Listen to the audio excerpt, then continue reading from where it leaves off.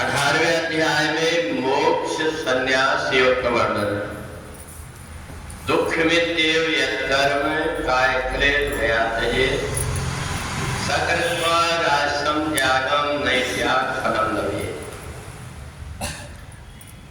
भगवान कहते हैं कि शरीर की जितनी इंद्रियां वो सांसारिक कार्य के लिए बनी हुई। हाथ से सेवा करने का काम, पैर से चलने का काम, मुख से बोलने का काम, कान से सुनने का काम, इसी काम के लिए ये इंद्रियां बनी हुई है। परंतु व्यक्ति धीरे धीरे ऐसी कायरी करने लगता है कि मेरे को कोई काम ना करना पड़े। शरीर से कर्म करने में जो व्यक्ति डरता है, बाद में उसको पछताना पड़ता है। ये इंद्रियां शिथिल हो जाती है। इंद्रियां जब शिथिल हो जाती है तो जिस व्यक्ति की कुर्सी में ज्यादा बैठने की आदत है, थोड़े देर में भगवान ऐसा कर देते हैं कि वो नीचे बैठने लायक ही नहीं रह जाता। जो व्यक्ति अपने शरीर को केवल खाने पीने और सोने में ही लगा करके रखता है, उसके शरीर के अंदर ऐसे रोग हो जाते हैं कि वो व्यक्ति फिर शरीर को संभालते संभालते परेशान हो जाता है।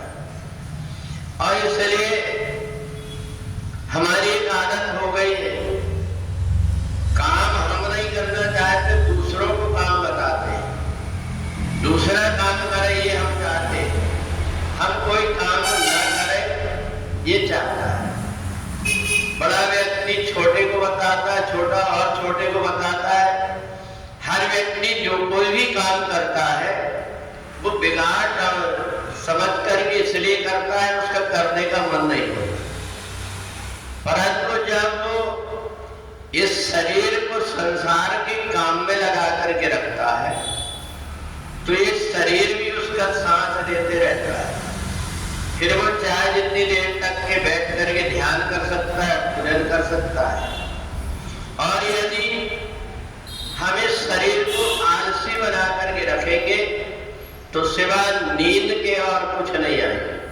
ध्यान करने बैठो, पाठ करने बैठो, सत्संग सुनने बैठो, कहीं बैठो, नींद सताते रहेगी। इसलिए सताते रहेगी क्योंकि हमने इस शरीर की आदत खराब कर दी। इसलिए अपने शरीर से थोड़ा बहुत काम प्रत्येक व्यक्ति को करते रहना चाहिए।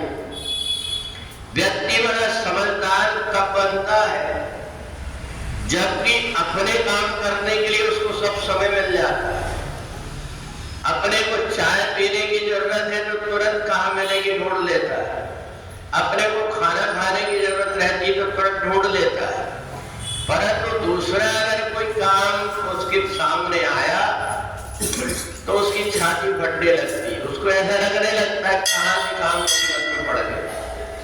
परंतु छोटा छोटा इस प्रकार का काम का व्यक्ति जब अभ्यास बना करके रखता है तो बाद में उसको किसी का मुंह नहीं देखना पड़ता। और नहीं तो व्यक्ति कहता हमें कोई पानी के लिए नहीं पूछता, तुम इस लायक बने क्यों, तुम्हें तो चुल्लू भर पानी में डूब करके मर जाना चाहिए। दूसरों से पानी की आशा करते हो, पानी दूसरों को दे सको ऐसा अपने आप को बनाओ। परंतु जो आलसी बन करके दूसरों के आश्रित हो जाता है, अगर कोई नहीं हुआ तो फिर हमारा कैसा होगा, हम कैसे करेंगे।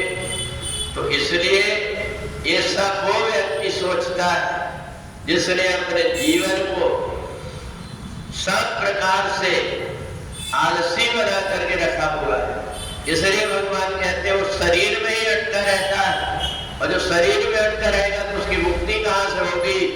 और अगर मुक्ति प्राप्त करना है तो अपने शरीर को पहले संभाल करके रखना पड़ता है।